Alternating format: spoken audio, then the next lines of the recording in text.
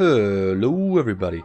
Alright, so in this video I'm going to try and show you how to play AP Shaco jungle in the mid/late game and how to play team fights, how to go for assassinations and all that kind of stuff.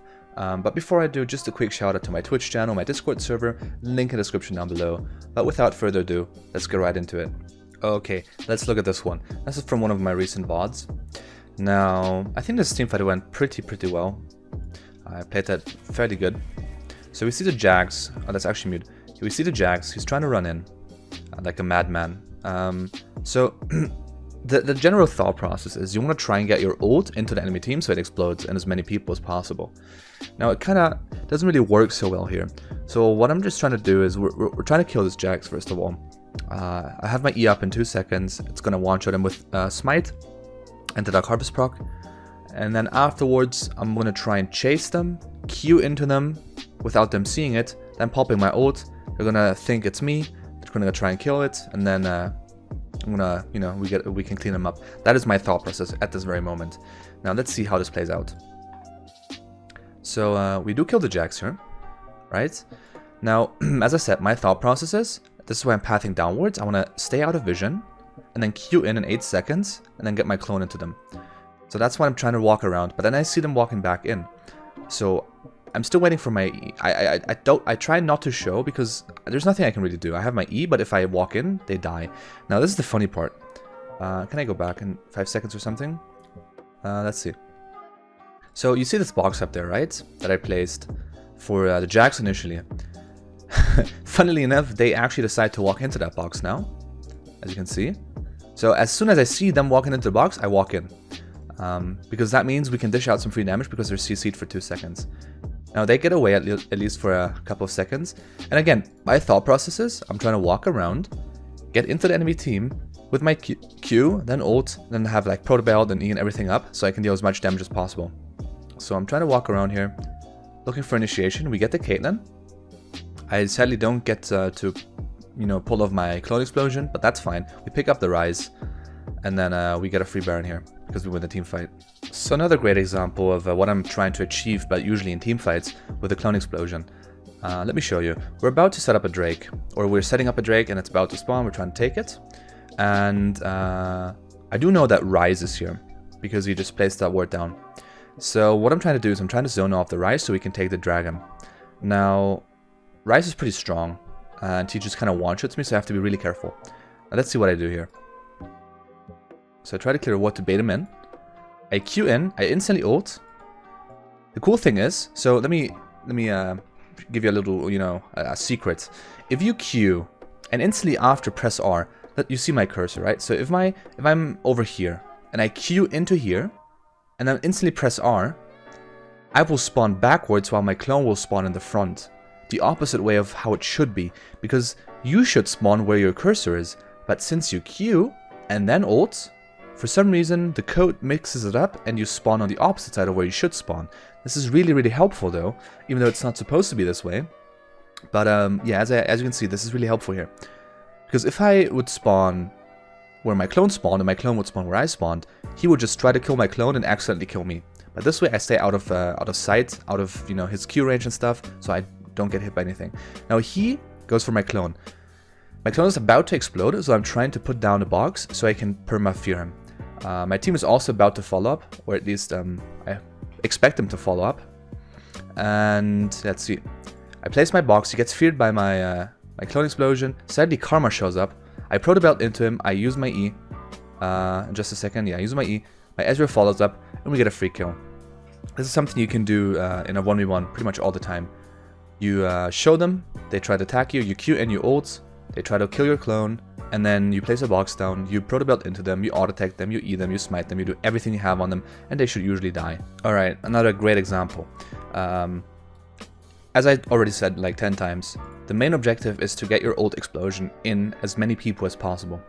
Now the enemy team makes it really easy for me, as you can see in just a second. They finish the tower, then they go for the inhib. I try to bait the Jax into my box to get some decent poke damage off, as you can see. The problem is they have the Ocean Soul, which means they have insane health regen. Now this is where they mess up. the Rise ults the minions and everybody into the Nexus Tower to finish the game faster. This obviously allows me, as you can see, to Q and then ult, and my clone is inside of 3 people. They're trying to kill my clone, obviously, because they think it's me. And boom, I walk out of the Jax E. They kill my clone, look at this damage, I proto-belt into the Caitlyn, use my E into the Caitlyn, and she dies. I also get the Jax quite low with my AoE from the boxes. Sadly, he has the Ocean Soul and he has Karma in his team, so I don't quite end up killing him. But this was a really, really good attempt to try and save the game. It could have worked a lot better if my team was actually there, but sadly they were all dead. But I hope this just shows you a general mindset you want to have when playing AP Shaco. You want to try to get the ult explosion in, bait them into your boxes, finish them off with your E or poke them, and just be super annoying. Just the worst nightmare you could possibly be for the enemy team. So this is an example of in which I don't have ult. My ult is on cooldown, but I played that fight pretty well. I messed up just a little bit in the end, but I think this is just, again, a good example to show you my thought process. So we see the enemy team is kind of, you know, grouping up, trying to look for a fight, trying to push. They go for a deep invade here. I place my box down. This is supposed to pretty much block off anyone trying to escape and trying to go this way, either way. We see the Jax going in. He's kind of inting a little bit. I'm inting too a little bit because I decided to walk into him here. I should not have done that. Luckily, Janna has the heal. Ryze walks into my box, loses a bit of HP. Again, this is where finishing off low health targets with your Q and E comes in. I don't have ult, so if I had ult, I would have obviously popped my ult here, would have gotten a triple or maybe even a quadra explosion, and that would have easily turned the game around. But I don't have ult, so what I'm trying to do is, I'm trying to walk up as far as I can, place my box down so I can have a free escape path. I should have probably walked in a little bit more. I was hoping my team would have, or just survive a little bit longer. But yeah, I should have placed my box down during invis, chase the Jax just a little bit more, use the E so I can walk away freely. This box is actually not that bad, it's really good. Sadly, just no one walks into it. I thought they were going to try and turn on me anyways, so I might as well just run into them, when I should have probably just ran away. That would have also baited them into my box, but as you can see, I'm super unlucky. Not a single one of them walks into my box. So yeah, that was just a little bit unfortunate. But if I had my ult up, and I would have placed that box just maybe a little bit upwards and would have, you know, not gone out of stealth so early, that would have been a free team fight that I could have easily won for my team.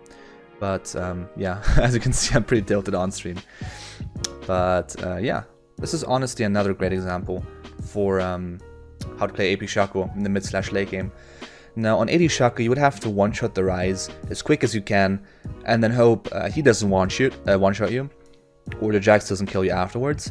Now on AP Shaco, you have a lot more options here, which makes Shaco so great, because if you have the Shaco mechanics nailed down to perfection, or almost perfection, this becomes pretty easy to do, honestly. Now, let's see, they try to take the tower, so what I do is I Q in, obviously first place the box down, so my box triggers as soon as possible.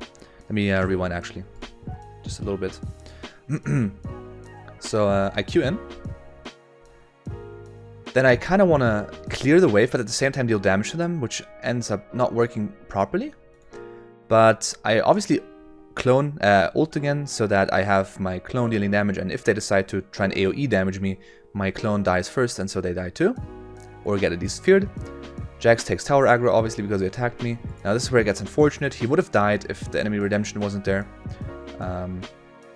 But yeah, I get both of them low. I stop them from taking our tower. And yeah, sadly they had the Ocean Soul as well. If they didn't have it, would have been a free kill, I would say. Or a free double even. But I think that just shows really well how OP not OP, but how strong the ult really is. And your boxes and everything. Thank you guys so much for watching. If you enjoyed my video, please leave a like, and if you want to see my future videos, consider subscribing. If you have any kind of questions or video ideas, leave a comment down below. Thank you.